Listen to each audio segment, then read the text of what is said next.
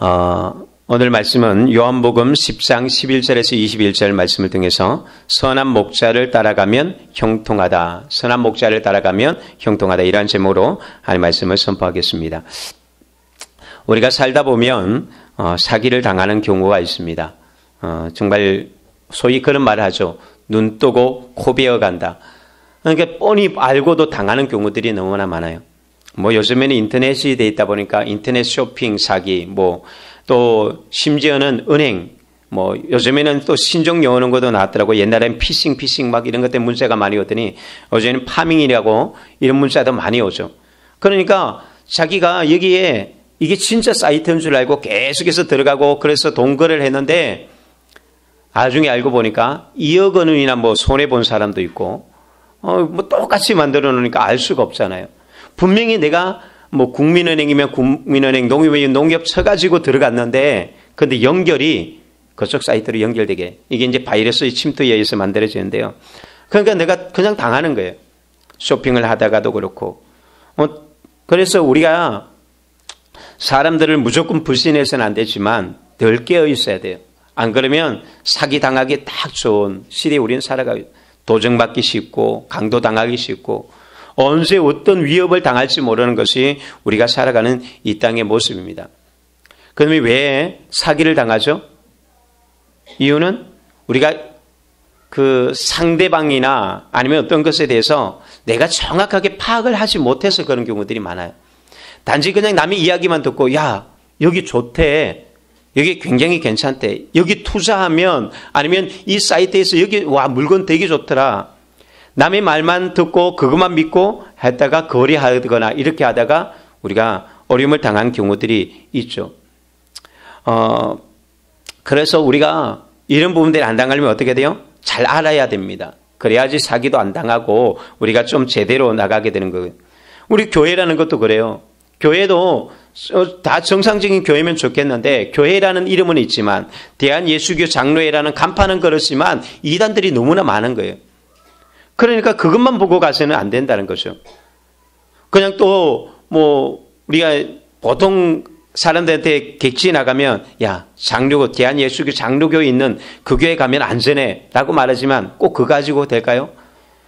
총신대 나오면 총신대학원 나온 사람 거기 목회자는 다 괜찮아 그럴까요? 아니요. 요즘에 신천지가요 총신이든지 장로의 신학대든지 이 신학대학원까지 들어가서 목사 안수까지 받아서 나온대요. 그러니까 어떻게 믿을 수 있어요? 정말 모르는 거예요.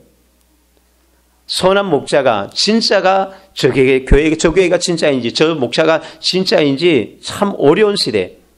그래서 그냥 내가 뻔히 믿다가 나중에 가면 사기를 다 당하는 거죠. 한번 빠지게 되면 나중에는 이제 못 나오게 되는 거예요. 그래서 우리가 인생이라는 것은요, 내가 누구를 따라가는 거 굉장히 중요하잖아요. 또한 또 이 아무나 따라갈 수도 없는 시대 속에 살아가는데 우리가 누구를 선택하느냐. 많은 좋은 선한 지도자, 리더십도 중요한데 그런데 그것을 선택하는 것도 결국은 나거든요. 누가 사기를 많이 당할까요? 성경에나 이런 데 보면 사기꾼들이 사기를 많이 당해요. 잘 안다고 생각하지만 결국 자기가 자기한테 속는다라는 이야기예요. 자기는 자기가 잘 안다고 생각하는 이것 때문에 때로는 이런 데 넘어가기 쉽다는 거예요. 우리는 자만해서는 안 돼요. 신앙생활에도 마찬가지고 뭐든지 마찬가지입니다. 항상 조심해야 돼요. 그렇게 이렇게 파밍, 피싱 이런 용어들 잘 알고 있는데도 불구하고 당한다는 거예요. 이게 우리가 살아가는 세상이 그래요. 그래서 늘 깨어 있어야 되고 신앙생활도 우리가 깨어 있지 않으면 우리가 제대로 신앙생활하는 게 아니라 속아서 일평생 신앙생활했다, 일평생 교회에 다녔다 했는데 천국 문 앞에 가서 나는 너를 모른다 해버리면 그거 어떻게 돼요? 그거 정말 그것만큼 허무한 게 없어요. 돈은 돈대로 교회에다가 바쳐놓고 시간 바치고 몸 바치고 다 바쳤는데 천국 문 앞에서 너 어디 누구냐? 출처가 뭐야? 너 사기당했구나. 나 그럼 몰라. 이렇게 해버리면 우리 신앙은 끝나버리는 거예요. 그래서 우리가 정말 제대로 된 리더십, 또 여러분들이 또한 그 리더십들을 만나는 게 우리가 태도도 중요해요. 언제나 하나님 앞에 우리가 겸손하게 있을 때에 제대로 인도함을 받습니다. 오늘 이 10장에 요한복음 10장에 나오는 이야기는 바로 리더십, 우리를 이끌어 가시는 예수 그리스도, 그분이 우리를 인도하시는 그분은 누구신가? 그것을 선한 목자다라고 표현합니다. 선한 목자라는 것은 반대말은 뭐예요? 악한 목자도 있다라는 말이잖아요. 그러니까 이 악한 목자, 요게 좀 표현보다는 오늘 성경에 보면 사꾼이라는 말이 나오는데 사꾼은 악한 목자는 아니에요. 선한 목자보다는 좋은 목자라는 말이 조금 더 정확한 표현이에요. 그래서 사꾼은 악하지는 않지만 좋지는 않다라는 거죠. 그게 사꾼이에요. 성경에도 이런 목자들에 대한 이야기들이 참 많이 나오는데요. 특별히 히브리서 11장에 보면 믿음의 조상들의 이름들이 쫙 나옵니다. 근데 그 히브리서 11장에 나오는 믿음의 조상들의 모습을 보면 공통적인 특징이 있어요. 거의 대부분이요, 목자였다라는 것입니다. 제일 먼저 등장하는 사람이 아벨이거든요. 아벨은 뭐냐? 그 당시에는 그 고기를 먹지 않는 시대, 그런 시대에 아벨은 양을 길렀어요. 무엇 때문에요? 예배 드리려고. 그래서 하나님은 가인의 예배는 안 받으시고 아벨의 예배는 받으셨습니다. 무엇 때문에요? 단지 목자였기 때문에 받았다는 건 아니에요. 그의 마음의 중심인 거죠. 그리고 아브라함도 목자였고 이삭도 목자였는데, 그러나 그 사람들은 이제 밑에 종들이 거의 대부분 기르잖아요. 그런데 오랫동안 목사의 생활했던 사람이 야곱이에요. 외삼촌 집에서 20년 동안 오직 양과 염소들만 열심히 길렀던, 그러니까 그가 나중에 또 이스라엘의 지도자의 역할도 하게 되는데 12조상의 아버지가 되거든요. 그 다음에 또 나오는 것이 모세. 이스라엘을 애굽에서 이끌어갔던, 지금도 이스라엘 백성들이 그렇게 존경하고 위대한 지도자로 삼는 모세. 그도 광야에서 40년 동안 장인어른 집에서 목자의 생활했습니다. 다윗 또한 목동이었죠. 어렸을 때부터 아버지의 양들을 기르는 목자야. 그것이 바로 다윗이었습니다. 그 다윗이 나중에 어떻게 됩니까? 이스라엘의 가장 위대한 지도자, 왕이 되지 않습니까? 이렇게 보면 우리가 그 하나님 나라의 리더십, 또 하나님께서 리더십으로 사용했던 사람들의 특징을 보면, 이 훈련 코스로서 하나님이 가장 좋게 생각했던 게 목자의 코스였던 것 같아요. 왜? 목자가 양을 이해하는 것처럼 그 사람이 누구를 아느냐? 아버지의 마음을 이해할 수 있거든요. 여러분, 성도 중에 목사를 가장 잘 이해하는 사람이 누굴까요? 사무엘일까요? 아니요. 교회에서 가장 많은 사역을 하는 사람이 목사의 마음을 알아요. 목회 사역을 하는 사람이 아버지의 마음을 알게 돼요. 영혼에 대한, 나를 사랑하시는 하나님도 알고, 또 하나님께서 영혼에 대한 마음을 사역을 해봐야지 알아요. 전도를 한 사람이 알고요. 또는 양육해 본 사람이 알고요. 그러지 않으면 모르거든요. 그래서 하나님께서는 당신의 지도자로, 리더십으로 세우기 전에 그래서 양부터 기르게 해요. 그러면서 아는 거죠. 양의 특징을 알고 목자의 마음을 알아가고, 그러면서 이것이 하나님과의 관계를 연결시켜 나갔던 걸 봅니다. 오늘 이 요한복음 10장에 보면 목자에 대해서 여러 가지 이제 목자의 모습을 보여주는데, 대표적으로 보면 우리가 지난주에 보면 목자는 뭐냐? 양의 문이다. 양의 문으로서 양들을 안전하게 인도하는 목자다. 그들을 보호하고 그를 지키는 것, 그게 선한 목자다. 그리고 선한 목자는 뭐냐? 10절에 그런 말을 했어요. 도적이 온 것은 도둑질하고 죽이고 멸망시키는 것이지만 내가 온 것은 양으로 하여금 생명을 얻게 하고 더 풍성히 얻게 하림이라. 선한 목자는 뭐냐? 양들을 푸른 수장으로 이끌어가서 풍성한 것을 먹이는 것, 이게 목자예요. 그런데 성경이 뭐냐? 나는 선한 목자다. 여호와는 목자시니, 여호와가 나의 목자가 되실 때 뭐냐? 어떤 마음이냐? 난 너희들을 안전하게 평안하게 지켜주고 싶고 너희들을 풍성하게 먹이고 싶자. 이게 아버지의 마음이라는 거예요. 하나님의 마음이 그래요. 하나님은 성도들이, 당신의 백성들이 세상에서 구차하게 살아가고 그렇게 살아가는 걸 원하지 않아요. 늘 평강 가운데서 하나님이 지키시고 보호하심 안에서 그런 가운데 또한 풍성한 은혜를 누리기를 원하고 있는 것이 아버지의 마음이라는 거예요. 이게 목자의 마음을 담았습니다. 그리고 오늘 성경에 가장 많이 반복되는 게 뭐냐면 양들을 위해 자신의 목숨을 아낌없이 주는 목자. 이게 선한 목자래. 양들을 위해서 자기 목숨을 바친다. 이런 리더십, 이런 목자가 우리를 이끌어간다면 뭐 정말 우리는 행복하겠죠. 근데 반면에 성경에 보면 반대되는 리더십들이 있어요. 그런 사람들이 보면 도적 같은 리더, 강도 같은 리더, 또 여기 보면 사꾼 같은 리더가 나오잖아요. 디모데전서 6장에 보면 이런 리더십, 교회 안의 리더십 중에 다른 교훈을 들고 들어온 사람이 있다고 했어요. 다른 교훈을 들고 온 사람은 도적이라고 얘기해요. 다른 교훈이 뭐예요? 하나님의 말씀을 전하는 게 아니라 자기 교훈을 가르치는 거예요. 내가 원하는 것들을 막 그냥 가르쳐서 하는 거죠. 그리고 베드로 후서 2장에 보면 교회 안에서 거짓말하고 호색하고 탐심을 좋아하고 아주 육체를 따라 사는 불법을 행하는 리더십, 이 사람들을 양의 탈을 쓴 이와 같은 리더자라고 이야기합니다. 교회 안에는 그런 사람도 있다는 거죠. 유다서에 보면 몰래 들어온 리더, 인정받지 못한, 정식적으로 인정받지 못한 리더들도 있다고 합니다. 이 이단들이 그렇죠. 이사야서 56장에 보면 몰지각한 목자들도 있고요. 예레미야서 23장에 보면 양무리를 흩어지게 하는 목자도 있고, 에스겔서에는 양떼를 잡아먹는 목자도 있다. 그렇게 다루게 됩니다. 이런 사람들은 오늘 성경은 사꾼이다, 도적이다, 강도다라고 이야기합니다. 그러나 예수님은 선한 목자로서 우리를 어떻게 한다고요? 안전한 곳으로, 또 우리를 풍성하게, 자기를 위해서가 아니라 양들을 위해서 자신을 희생하는 선한 목자의 모습을 봅니다. 오늘 선한 목자의 세 가지 모습이 나오는데, 첫 번째가 양을 위해 목숨을 버리는 목자가 선한 목자다. 양을 위해서 목숨을 버리는 목자. 11절 말씀에 보면 함께 읽겠습니다. 11절 시작. 나는 선한 목자라. 선한 목자는 양들을 위하여 목숨을 버리거니와. 양들을 위하여서 목숨을 버리는 선한 목자. 목자가 어떻게 양을 위해서 목숨을 버릴까요? 이게 정상적이라고 생각합니까? 여러분 그런 목자 보셨습니까?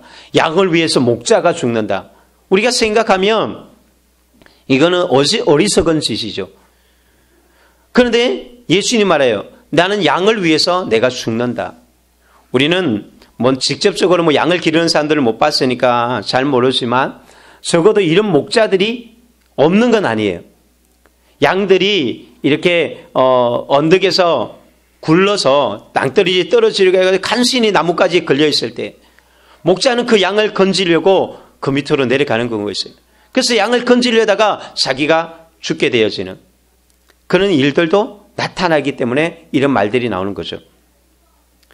그러나 실제로 이런 목자를 찾아보기는 참 어려워요. 생명이 위협하다 싶으면 도망치게 마련이거든요.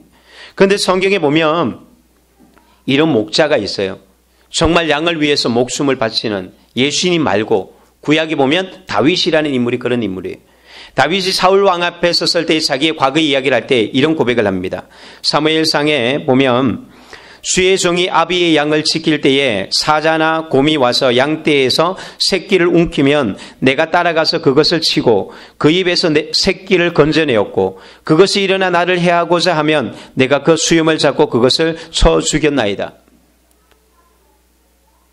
사자나 곰이 양을 공격할 때에 다윗은 자신이 목숨 걸고 이 양을 그곳에서 뺏어냈대요. 그 입에서 그냥 끄집어냈대요.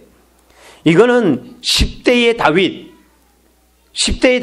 그 어린 다윗이 이 일을 한다는 건 뭐예요? 목숨 걸어야 돼요. 어떻게 곰과 맞대기를 합니까? 목숨 걸고 양을 지켜냈대요. 양 한 마리의 그 생명, 다윗은 이 양 한 마리의 생명을 너무나 소중하게 여긴 거예요. 그런 사람이 누구를요? 이스라엘은 공동체를 이끌어가는 가장 위대한 지도자가 되는 거예요.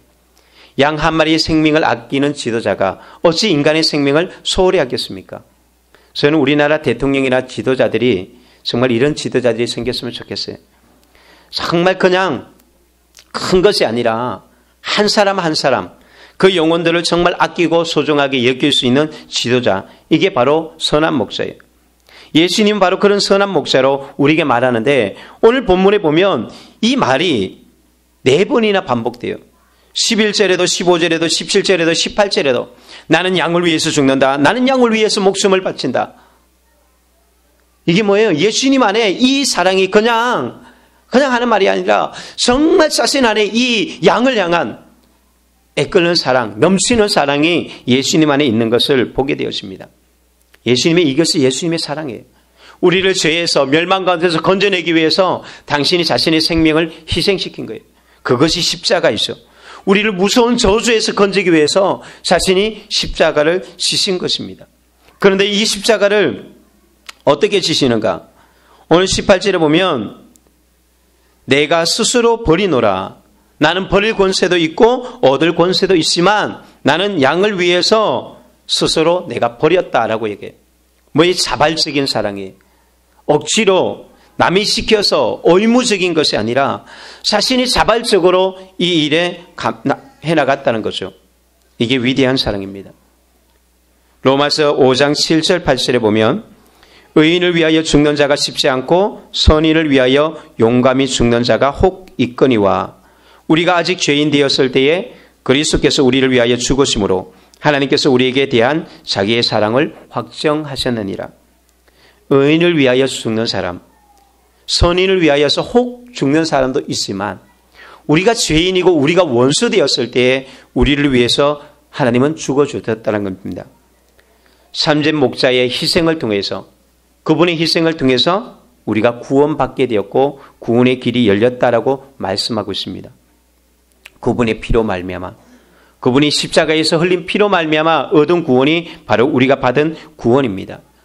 보통 목자들도 양을 지키고 보호합니다. 이건 일반적인 목자가 가지고 있는 책임이에요. 그런데 일반적인 목자들은요, 자신의 책임에 한계가 있어요. 그리고 한계를 넘으면 못 지킬 뿐만 아니라 또 지키지도 않아요. 안 지켜도 상관이 없어요. 이 사람이 누구냐? 오늘 성경에 나오는 사꾼이거든요. 사꾼이라는 것은 삭을 받아서 고용된 사람들이죠. 그러니까 돈 때문에 양들을 기르는 사람이에요. 그러니까 어떨 때는 거칠게 다루고 자기 마음에 안 들면 막 다루는 거죠. 그래서 사꾼은 보수에 따라서 책임이 틀려져요. 내가 좀 위험한 일을 하면 어떻게 해요? 위험수당을 받게 되잖아요. 그 위험수당을 받는 사람은 위험을 감수하는 거예요. 전방으로 가면, 최전방에 가면요, 생명수당이 나와요. 근데 일반 군인들은 생명수당이 쥐꼬리만큼밖에 안 나요. 몇 천 원인가 나와요. 그게 생명수당이고, 좀 간부급들로 가면 생명수당이 굉장히 높고요. 또 높은 별들은요, 전방에 한 번만 갔다 오면 그냥 돈이 그냥 뚝뚝 떨어져요. 굉장히 많이 달라지는데, 어쨌든 자기의 어떤 돈의 액수에 따라서 한계가 이제 이 책임의 한계를 따진다는 거죠. 나는 월급을 100만 원 받으니까 나는 100만 원치만 일하고. 이게 사꾼이거든요. 사꾼이 무조건 나쁘다는 거 아니에요. 그냥 자기 할 일 한다는 거예요. 그래서 미시나라는 이스라엘의 율법과 같은 이제 이런 규정책이 있어요. 미시나 책에 보면 사꾼이 법적인 책임을 지는 한계를 이렇게 규정하는데, 고용된 사람이 만일에 양을 지키는데 늑대 한 마리가 공격해 온다.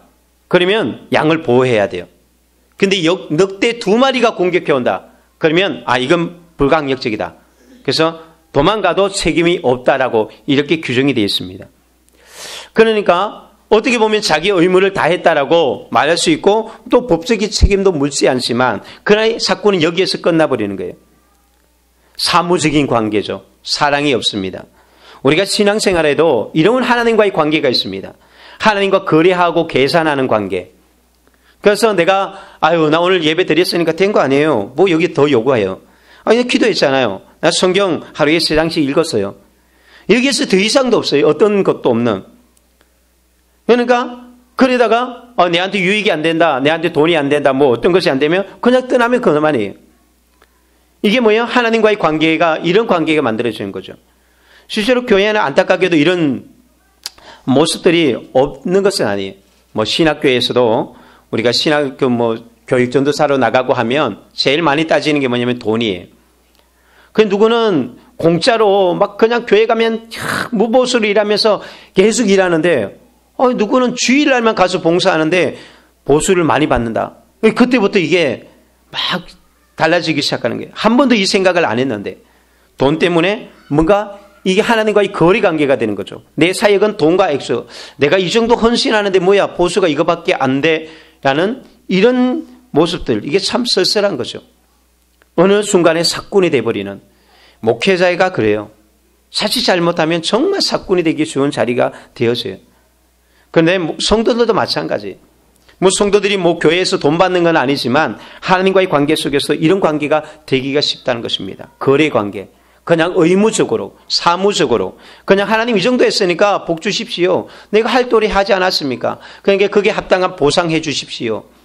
하나님과의 거래 관계가 되면 이 신앙생활은 참 힘들어요. 그런데 이런 사꾼에게 양이 맡겨지면 일이나 사자나 곰들이 공격할 때 어떻게 될까요? 사정없이 끝나는 거죠. 양은 그때부터 끝나는 거예요. 그냥 오늘날에도 도망가는 목회자들 있잖아요. 도망치듯이 도망가고 양들이 어떻게 되든지. 제가 다른 교회에 지금 좀 컴퓨터를 이렇게 잘 검색을 못하고 이렇게 하셔서 제가 대신 교회 자리 알아보고 있는데 그런데 보면 그런 사이트에 간혹 올라와요.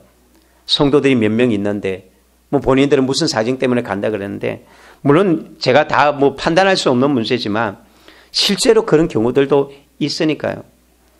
이 참 쓸쓸한 이런 현실이기도 합니다. 그런데 예수님 말해요. 나는 사꾼이 아니다. 나는 선한 목자다. 나는 내 목숨을 바칠지언정 양을 포기하지 않겠다. 내가 이러다가 죽어도 양은 포기하지 않는다. 이리가 와도 내가 도망가지 않을 것이고 내가 너를 지킬 것이다. 내 목숨 지키겠다고 너희들 포기하지 않겠다. 이분이 누구냐? 우리의 목자이신, 우리를 인도하시는 예수 그리스도라는 것입니다. 그럼 무슨 말이에요? 안전하다. 걱정하지 말아라. 나를 네가 따르고 있다면 사망의 엄심한 골짜기 지난다 할지라도 걱정하지 말라는 거예요. 주님을 믿으라는 것입니다.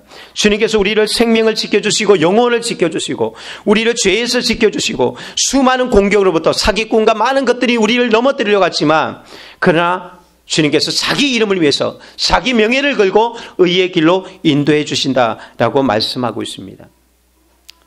그러기에 우리 이 선한 목자 대신 주님을 따라갈 때에 두려워하지 않아도 됩니다. 염려하지 않아도 되고 근심 걱정 내려놓고 안심하고 믿음의 길을 주님을 선한 목자 대신 그 주님을 따라가는 저와 여러분이 되어지기를 예수 그리스도 이름으로 축복합니다. 두 번째로는요. 선한 목자는 누구냐? 양들을 잘 아는 목자예요. 여기 14절에 보면 함께 읽겠습니다. 14절 시작. 나는 선한 목자라. 나는 내 양을 알고 양도 나를 아는 것이. 여기 보면 목자도 양을 알지만 양도 목자를 안대요.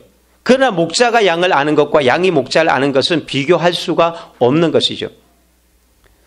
목자가 여기서 양을 안다라는 것은 단지 양이 몇 마리네, 이건 암컷, 이건 수컷, 이거는 건강하네, 이거는 임신했나 봐, 새끼를 배우는 것 같아, 여러 가지로 판단하는 거, 그건 사꾼도 다 하는 거예요.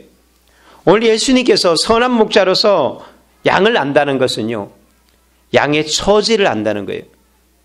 양의 그가 처한 상황, 그의 상태를 다 아는 것, 이게 선한 목자예요. 선한 목자는 그냥 단순하게 몇 마리다, 아니면 덩치가 크다, 얘는 건강하다, 건강하지 못하다, 이 정도가 아니에요. 양의 본질을 아는 거죠. 양의 기질을 아는 거예요. 양의 형편을 알고 있습니다. 병들었는지, 건강한지, 무슨 문제가 있는지, 또 어떤 것을 의미하는지 이해하는 거죠.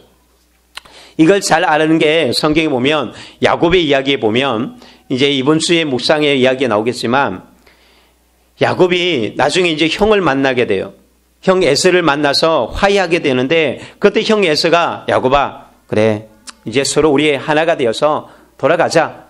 아버지께 가자. 라고 할 때 야곱이, 형, 미안한데, 나 지금 못 갈 것 같아. 왜냐하면 내가 지금까지 온 양들이 너무나 이 긴 여정 가운데 지친 것 같아. 양들 이대로 더 가면 양들은 죽을 것 같아. 양들을 생각해서 좀 며칠은 내가 머물러야 될 것 같아. 이게 야곱이에요. 에서야 양이야 염소야 어떻게든지 상관없이 그냥 가자 이랬지만 야곱은 안 그래요. 이게 어디서 나온 거예요? 20년 동안 양들을 기르면서 야곱의 마음이 변한 거예요. 오직 자기 욕심밖에 몰랐고 어떻게든지 이기는 것밖에 몰랐던 야곱이 양의 생명을 소중하게 생각하기 시작하는 거예요. 이게 야곱의 변화, 우리가 창세기 묵상하면서 참 이런 많은 변화들을 보게 되었습니다. 그러면서 하나님께서 그를 12조상으로 하나씩 만들어서 가게 되는 거죠.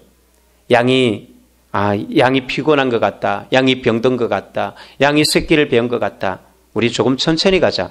급하게 가면 큰일 날 것 같다. 좀 기다려주자. 이렇게 하자. 양의 모든 것을 아는 것, 그것이 바로 선한 목자입니다. 이게 양의 기질을 알아요. 양의 이 성격을 아는 거예요. 이 양은 고집이 세. 그 고집이 센 양은 그냥 놔두면 될까요? 안 될까요? 큰일 나죠. 지 맘대로 다니다가 낭떠러지에 떨어지게 구덩이에 빠지고 사고 당하게 딱 맞는 거예요. 이 고집 센 양은 내가 특별히 좀 관심을 가서 줘야 되겠다. 계속해서 눈 뜨고 안 보면 이 고집 센 양은 지 맘대로 가는 거예요. 또 어떤 양들은요, 맨날 옆에 있는 양을 떠는 양이 있어요. 만나면 싸우는 양들도 그래요. 그 싸우도록 놔두면 어떻게 해요? 지들끼리 싸우다가 죽는 거예요. 그러니까 저 두 마리는 어떻게든지 같이 붙여놓으면 안 돼. 떼어놔야 돼. 이걸 알고 떼어놓는 거죠. 어떤 양들은 어두운 것을 싫어하면 쟤는 최대한 밝은 쪽으로 만들어주는 거죠. 질병이 있는 양, 또 약한 것, 이런 부분들에 대해서 세세하게 하나하나 다 알고 있는 것입니다. 어떻게 그걸 압니까? 관계로 아는 거죠. 심장과 심장으로 알아요. 매일마다 양과 함께 더불어 이렇게 먹고 마시면서 매일마다 그렇게 교제하는 가운데 양의 습성을 그냥 자연스럽게 알게 된 거예요. 이게 주님이에요. 주님이 우리를 안다고 했을 때 그거예요. 우리를 항상 지켜보시고 우리의 걸음걸음마다 주님이 함께 하시며 그래서 우리의 약점을 다 알고 있는 거예요. 내가 어느 부분에 약한지, 내가 의지가 약한 거, 지혜가 부족한 거, 죄의 유혹에 너무 잘 넘어가는 거, 또 아니면 우리가 어떤 병이 들었거나 성격이나 기질 이런 것들을 하나님은 다 아신다는 거예요. 그리고 그의 모습을 보고 우리를 인도하시는 거죠. 성경의 이 요한복음에도 그런 사람들의 이야기가 가득하죠. 예수님이 처음에 만났던 나다나엘 같은 경우에 보면 예수님이 딱 보고 이 사람은 의로운 사람이다. 정말 하나님 나를 기다리는 사람이구나. 예수님이 먼저 다 알고 있는 거예요. 가룟 유다를 딱 보면서 가룟 유다 안에 있는 배신의 마음도 알고 있는 거예요. 베드로의 마음을 보면서 베드로가 3번 부인할 것에 그 베드로의 마음도 예수님을 알고 있는 거죠. 돈을 좋아하는 부자 청년의 마음도 알고 예수님을 공격하는 바리새인들의 마음, 그 마음도 예수님은 알고 있습니다. 그리고 우리의 머리털까지 우리의 모든 것까지 헤아리 아시는 그 하나님은 우리의 아픔과 고통, 우리의 상처도 아셔서 12년 동안 혈류병으로 고생하는 그 여인을 만져주시고 고쳐주시는 거예요. 그리고 38년 동안 고생했던 그 사람이 얼마나 낫기를 갈망하는지 아시고 하나님께서 그를 아시고 그를 고쳐주시게 되었습니다. 수가성 여인, 삶의 갈증을 아시고 그 안에 생수를 불어넣어 주시는 것이죠. 이것이 선한 목자가 양을 아는 모습입니다. 그런데 목자가 만일에 이걸 모르면요, 양은 다 죽어요. 맨날 만나기만 하면 부딪히며 싸우는 이 양들을 그냥 방치해두면 어떻게 해요? 자기들끼리 싸워서 죽고요. 고집센 양 그냥 내버려 두면 심한대로 다니다가 낭떠러지 쪄 죽거나 구덩이에 빠져서 위기에 처하게 될 수밖에 없어요.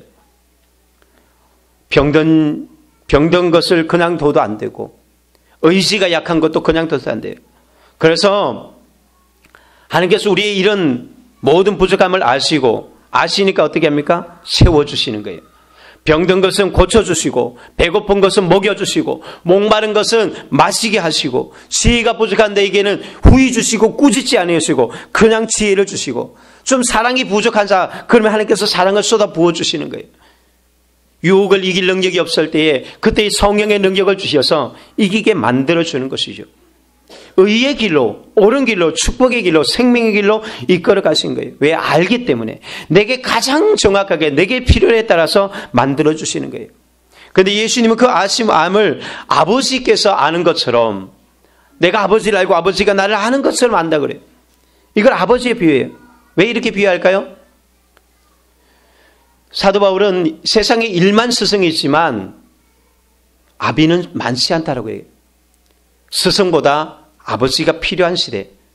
이런 리더십이 필요하죠. 그런데 오늘날에 부모님들도 자식을 마음을 잘 알지 못해서 참 원망 듣는 일들이 많잖아요. 여러분, 자식이 부모를 이해하는 게 맞습니까? 부모가 자식을 이해하는 게 맞습니까? 우리 자녀들 보고 너 부모 좀 이해해라. 네, 그러면 좋겠죠. 그럼 그건 다 큰 자식이고 뭐 거의 말할 필요가 없습니다. 약하기 때문에 누가요? 부모가 자식을 이해하고 목자가 양을 이해해야 되는 거예요. 고집 부리고 맨날 사고 치고 그래도 목자가 그 양의 특성을 알고 이해해 줘야 되는 거예요. 부모가 자식의 저 아이의 특성을 알고 그 아이를 알아줘야 되는 것이거든요. 그게 부모의 역할이고 목자의 역할이고 목사의 역할이에요. 목사가 성도를 이해하지 못하고 여러분 목사 좀 이해해 주십시오. 물론 성도가 뭐 다양은 아니에요. 그렇지만 정말 양인 목자가, 아직은 어린 양인 목자들이, 성도들도 있을 수 있어요. 어떤 사람은 목자의 역할을 하는 사람도 있고요. 내가 목자라고 생각하면 양들을 이해해야 되고, 내가 양이라고 생각하면 목자의 보호가 필요하겠죠. 엄마는 가난하게 우는 소리만 듣고도 얘가 병들었는지 뭐가 불편한지 알고 해결을 해주거든요. 마찬가지예요. 선한 목자는 양들을 너무나 잘 알아요. 목사는 성도를 다 이해하지 못해서 오해할 때가 있어요. 부모도 자식을 다 이해하지 못해요. 그런데 예수 그리스도는 선한 목자로 아신다라고 이야기해요. 우리가 조금 전에 불렀던 찬양에 보면 주 없이 살 수 없네 내 주는 아신다. 내 영의 깊은 강구 마음의 소원을 주밖에 나의 마음 네 알아주리오. 내 마음을 위로하사 평온케 하시네. 주 없이 살 수 없네 세월이 흐르고 이 깊은 고독 속에 내 생명 끝나도 사나운 풍랑일 때 날 지켜주시고 내 곁에 계신 주님 늘 힘이 되시네. 주님이 나를 아시는 것이 얼마나 힘이 되는지 몰라요. 아시는 것을 끊는 게 아니라 아셔서 내게 적절하게 채워주시거든요. 필요를 늘 채워주시는 거예요. 나를 알아주시는 분. 세상에는요, 나를 이해해 주지 못하는 사람들이 너무 많아요. 부모님도 나를 이해 못하고요. 목사도 나를 이해 못하고요. 또한 형제도 이해 못하고 상관도 나를 이해하지 못해요. 그래서 외로워요. 그래서 고독하고 그래서 힘들 때가 많아요. 내 마음은 그게 아닌데 왜 내 마음을 이해해 주지 못할까? 내가 왜 그렇게 자꾸 실수하는지. 나도 그러고 싶지 않은데 내가 왜 자꾸 그러는지. 좀 이해하고 받아주고 기다려주면 좋겠는데 그러지 못하다는 거예요. 그런데 주님은 너무나 잘 알고 계시네요. 그래서 어떻게 해요? 선한 목자를 따라가는 것입니다. 그분을 따라가면 외롭지 않습니다. 그분을 따라가면 혼자가 아니고 그분을 따라가면요 모든 필요를 채워주십니다. 우리가 세 번째로는 선한 목자는 어떤 분인가? 우리에 들지 않은 양들을 인도하는 목자가 선한 목자예요. 오늘 16절 말씀 또 이 우리에 들지 아니한 다른 양들이 내게서 내가 인도하여야 할 터이니 그들도 내 음성을 듣고 내 한 무리가 되어 한 목자에게 있으리라. 무리 안에 들지 않은 양들도 내게 있다. 이게 주님의 마음이에요. 무리 안에 들지 않은 양들이라는 건 뭐예요? 무리 밖에 있다는 거예요. 그럼 울타리 밖에 있는 양들은 어떤 양일까요? 어떤 양들이 왜 울타리 안에 못 들어왔을까요? 고집이 세니까 안 들어온 거죠. 또요? 고집만 또 문제일까요? 연약해서 뒤처진 거죠. 그래서 양들이 다 온 줄 알았더니 저 뒤에 못 따라온 양도 있을 수 있어요. 또요? 오다가 유혹에 넘어가서 못 따라온 양. 그리고 질병이 걸려서 못 들어온 양도 있을 수 있어요. 그러나 주님의 마음은 이들에 대해서 아유 저놈 또 유혹에 넘어갔구만. 아유 또 저놈 아유 고집 좀 봐. 왜 안 들어와? 아유 저런 양들은 저 무리 안에 들어가면 안 돼. 이게 누구냐? 유대인의 지도자들이에요. 유대인들은 자기들만 구원받고 이방인들은 다 개인 취급했어요. 그런데 예수님은 그렇지 않아요. 예수님은요, 우리 밖에 들어오지 않은 이스라엘 밖에 있는 사람들까지도 다 내 양이다. 온 인류가 구원받아야 된다. 이스라엘만이 아니라 모든 민족이 다 구원받아야 된다. 이게 예수님의 마음이에요. 선한 목자의 마음이라는 거예요. 우리끼리, 우리 안에만, 우리는 이렇게 생각하면 안 돼요. 우리 교회에 나오는 사람만, 내 셀 안에 있는 사람들만, 아니면 내 그룹 안에 나의 말을 듣고 내 말만 따르는 사람, 이 사람들만 좋아하고 아유 저놈은 안 돼. 이런 마음이 있어서는 안 되는 거죠. 아직 구원에 이르지 못한 수많은 사람들은 주님은 그들에게도 다 내 양처럼 그들도 이 우리 안으로 다 들어오기를 원하고 있습니다. 어떤 사람요? 정말 지독하게 예수 믿는 사람을 족쳐서 감옥에 집어넣고 죽였던 사도 바울도 예수님은 그도 찾아가세요. 삭개오나 마태 같은 경우는 사기꾼이죠. 완전히 백성들의 덩쳐먹는 서민들의 세금을 탈루해가지고 세금을 빼앗아서 이 탈루하는 이런 사기꾼.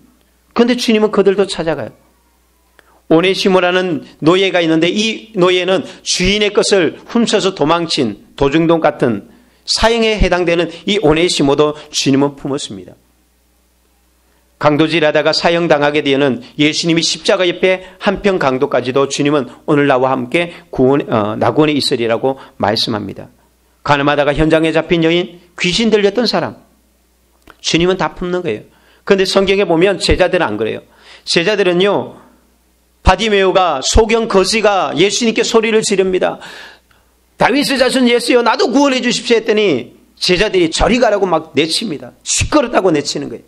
그런데 주님은 안 그래요. 가만두어라. 그리고 바디메오의 눈을 뜨게 만들고 그 인생을 바꿔놓으신 분이에요. 사람들이 가늠하다가 현장에 잡힌 여인에게 돌로 쳐 죽이려고 할 때 주님은 그 일을 용서하시고 그를 일으키는 거예요. 이게 예수님의 마음이에요. 우리가 그래서 누구는 구원받을 수 있고 누구는 구원받을 수 없다. 우리가 단정 지으면 안 돼요. 또한 전도를 할 때도 포기해서는 안 돼요. 아유, 저 사람 귀신 들렸어요. 아유, 저 사람 사기꾼이에요. 저 사람 도둑놈이에요. 저 사람 나빠요. 아무리 그것을 가지고 우리가 평가해도 우리가 우리의 기준 가지고 해서는 안 되는 거죠. 아무리 성격이 개 같아도 그래도 그게 하나님이 구원하실 수 있다는 거죠. 우리 밖에 있는 사람들까지도 마음을 두는 거예요. 이게 참된 교회예요. 그것이 성도고요. 그것이 참된 목회의 마음이에요. 우리 안에 들어온 사람, 예배 잘 드리는 사람, 신앙생활 잘하는 사람, 이런 사람들만 좋다고 하는 게 아니라 그러지 못한 사람들, 교회에 오늘도 나오지 못한 사람들, 아니 교회 정말 예수님 교회를 핍박하는 사람들, 그 사람도 저 사람 예수 믿으면 좋겠는데, 이게 목사의 마음이죠. 내가 막 정말 원수 같은 사람도요, 주님 그 영혼도 내게는 원수일지 모르지만 주님 그 영혼도 구원받기를 원해요. 그래서 이런 말이 있습니다. 천국의 입구에 가면 두 가지 질문을 한다 그래요. 첫 번째 질문이 뭐냐면 혼자 오셨습니까? 라는 질문이에요. 그러면 어떤 사람은 아니요. 제가 우리 가족도 데리고 왔고요. 여긴 내 친구고요. 저는 이웃에 사는 내가 아는 사람. 이렇게 온 사람들은 그러세요? 그럼 통과. 이렇게 한다는 거예요. 그런데 혼자 오셨습니까? 그런데 네. 이렇게 하면 두 번째 질문이 들어가요. 이 두 번째 질문까지 통과해야 된다는 거죠. 그럼 어떻게 당신 혼자 여기 왔습니까?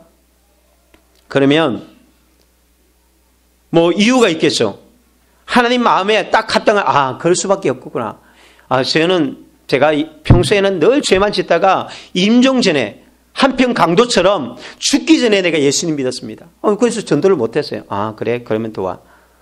아니면 갑작스럽게 죽어서 정말 전도하지 못했던 예수 믿지 온 지 얼마 안 됐는데 그래서 어쩔 수 없이 혼자 올 수밖에 없는 그런 이유가 합당되면 통과지만 그러나 그렇지 않은 사람은 아니라는 거죠.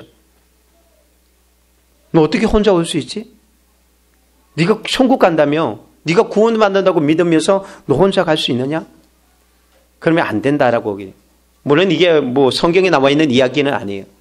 그러나 그럴듯한 이야기예요. 어떻게 우리가 예수님 믿으면서 하나님을 알면서 그렇게 할 수는 없다는 거죠. 그래서 우리가 선한 목사의 마음을 가지고 우리 밖에 있는 영혼들에 대해서 더 많이 관심을 가져야 돼요. 적어도 내가 전도 많이 못했어도 적어도 내가 복음 전한 거는 있어야 되잖아요. 그래도 안 되는 건 어쩔 수 없는 건데 근데 이끌어내지 못하면 이거는 전도도 안 하면 이거는 아니라는 거예요. 하나님이 질문하면 야, 다른 사람 없었냐? 너 누구 있었잖아. 너네 집에 그 누구도 있잖아. 너 친구 걔는 어떻게 했어? 맨날 그냥 그렇게 돌아다니고 친하게 지내면서 아니 걔는 어디 간 거야? 하나님이 우리가 물으실 때에 뭐 내 혼자 산 것도 아니거든요.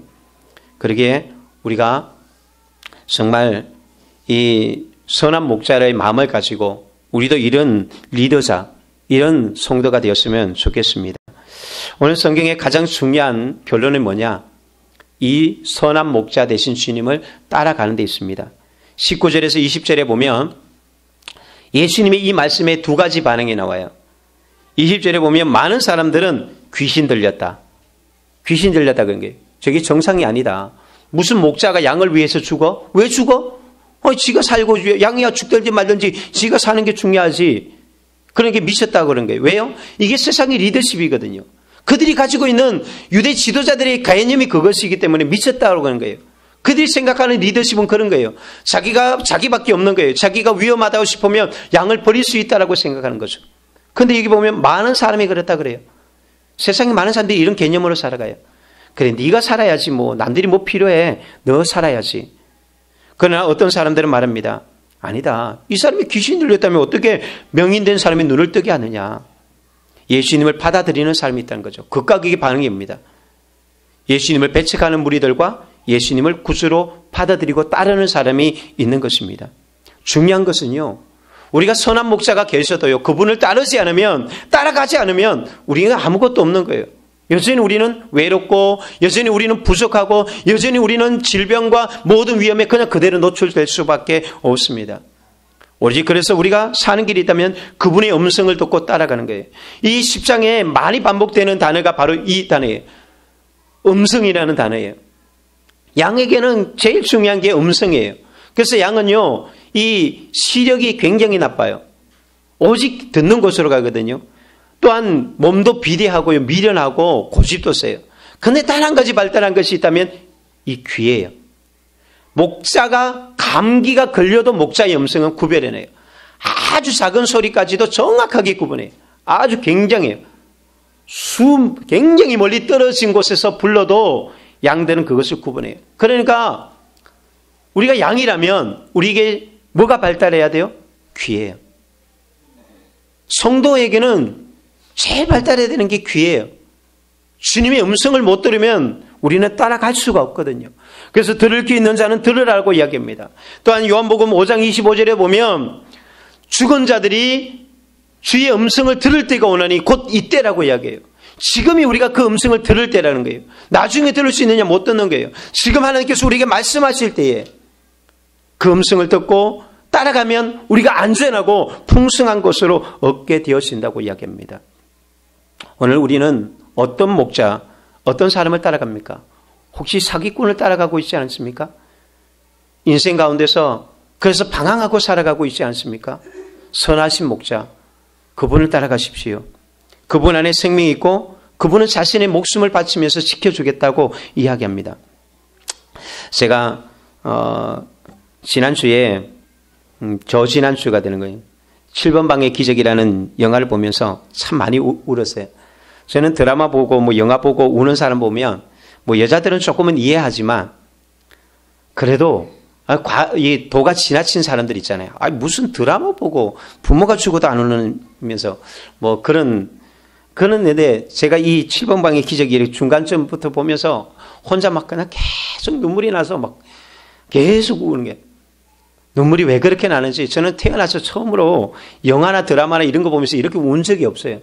좀 감동받아서 조금은 그냥 눈물 흘린 적이 있을지 모르지만 기독교 영화도 그렇고요. 예수님의 그 패션 오브 크라이스트 볼 때도 막 제가 이렇게 눈물을 안 흘리는데 그 영화는 그렇게 왜 눈물이 나는지 모르겠어요. 그래서 제가 눈물 흘리면서도 야, 너 왜 우냐? 내가 왜 우는지도 모르겠는데 막 눈물이 나요. 하여튼. 근데 그게 보면 아버지의 사랑이 나오잖아요.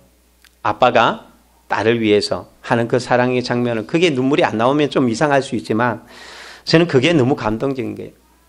그게 보면 오늘 성경에 나와 있는 이 이야기가 그대로 나와요. 18절에 나오는 것처럼 나는 내가 버릴 권세도 있고 얻을 권세도 있다. 아빠는 실제로 무죄예요. 자기가 실제로 그냥 말 한마디면 살 수 있거든요. 근데 물론 그가 잘못 알아서 그렇지만 사기꾼들 때문에 그런 거지만 어쨌든 내 자녀가 안전하다면, 내 딸이 안전하다면 스스로가 그냥 버린 거예요. 말하면 살 수 있는데 딸을 위해서 버렸다는 거죠. 제가 그 장면 보면서 막 주는데 막 하나님 앞에 기도까지 했어요. 하나님 살려주십시오. 뭐 살아나지도 못하지만 왜 죽어야 돼? 아니 왜 죽어야 돼? 근데 우리가 뭐 참고로 한 가지 이야기하면 이런 영화가 좀 조심해야 돼요. 또 꼭 좋은 영화, 감동 준다. 우리가 무조건 좋아하다가 우리가 자칫 여기서 전하는 메시지가 있어요. 왜 사람들이 거기에 매료가 되는지 아세요? 이 영화에 막 사람들이 왜 빠져드는지 아세요? 이 원망과 이 그 분노예요. 지금 이 뭐 지도자들 또 위에 있는 뭐 지도자들에 대한 이 원망이 그만큼 녹아져 있는 거예요. 그걸 그대로 영화 속에 담아놓으니까 막 분노가 일어날 사람이 있겠죠. 그런 관점에서 보면 이제 우리는 이게 상처받은 거예요. 우리는 정상적으로 보는 게 아니에요. 그게 보면 이런 게 나와 있죠. 그러니까 법관이나 위에 있는 사람들은 다 나쁜 사람들. 그럼 누가 선한 사람이에요? 감옥 안에 있는 사람, 의리가 있는 깡패, 의리가 있는 저 사기꾼들, 저 사람들은 의리가 있다라고 해요. 그게 멘트에도 그런 말이 나오거든요. 네가 만일에 이 아이의 약속을 지키면, 약속을 안 지키면 너는 양아치다. 그러나 네가 만일에 이 아이의 약속을 지키면 네가 진짜 건달이다. 그러니까 자기들은 의리를 지키는 사람인데 세상은 약속을 안 지킨다. 이게 실제로 그게 메시지 속에서 녹아 있는 거거든요. 어떻게 보면 우리가 부정적인 생각들을 일으켜줄 수 있는 이런 영화가 실제로 사람들의 마음을 참전도 이렇게 만들어갈 수 있는데 그런 부분에서는 우리가 조금은 좀 이해하고 해석하고 넘어가야 되는데 여기서 중요한 우리가 받아들일 것은 아버지의 사랑이에요. 이거 자체로만 받아들이라는 거예요. 다른 것에서 분노하지 말고 아버지의 그 마음. 우리가 이제 다다음 주면 고난주간이에요. 또 지금 사순절 기간이기도 한데 예수님은 양들을 위해서 자신의 목숨을 바쳤다라고 얘기해요. 십자가를 지셨다. 왜요? 오늘 주님께서 왜 내가 선한 목자다. 나는 양을 위해서 죽어. 나는 양을 알고 있어. 내가 버릴 것에도 있지만 나는 양을 위해서 스스로 나는 너희뿐만 아니라 난 세상의 모든 사람들이 다 구원받았으면 좋겠어. 왜 이 말을 하죠? 도와주고 싶다는 이야기예요. 우리가 직장 때문에 또 앞으로의 진로 때문에 결혼 문제 뭐 여러 가지 문제들이 있잖아요. 그러나 그것 때문에 절망하고 있지 말고 어떻게 하라고요? 아무것도 염려하지 말고 오직 모든 일의 기도와 간구로 너희 구하시를 하나님께 아뢰라. 그리하면 평강의 하나님께서 너희들 지켜주신다. 내게 오라. 내게 와서 구하라. 내 아들아 내게 구하라. 내가 응답하리라. 두드리라 열어줄 것이다. 찾으라 찾게 될 것이다. 이게 아버지의 마음이에요. 도와주고 싶다는 거예요. 채워주고 싶다는 거예요. 보호하고 싶다는 거예요. 오라고 말씀합니다. 오늘 이 음성을 듣기를 원합니다. 양은 그 음성을 듣고 목자를 따르게 되어서 있습니다. 이게 줄곧 여기서 하는 이야기입니다. 우리가 이 아버지의 마음을 알고 내가 양을 아는 것처럼 주님이 나를 아는 것처럼 우리도 이 주님의 마음을 알고 주님께서 우리에게 말씀한 목자가 양의 음성을 듣고 안다면 양도 목자의 음성을 듣고 따라갈 때에 그때 우리의 형통함이 열리는 것입니다. 절대로 우리를 망하게 하거나 위험에 빠뜨리는 것이 아니라 주님을 구주로 영접하고 그 주님을 따라갈 때에 저의 삶에 형통함과 축복이 있을 줄로 믿습니다. 이런 복이 있기를 예수 그리스도로 축원드립니다. 아멘.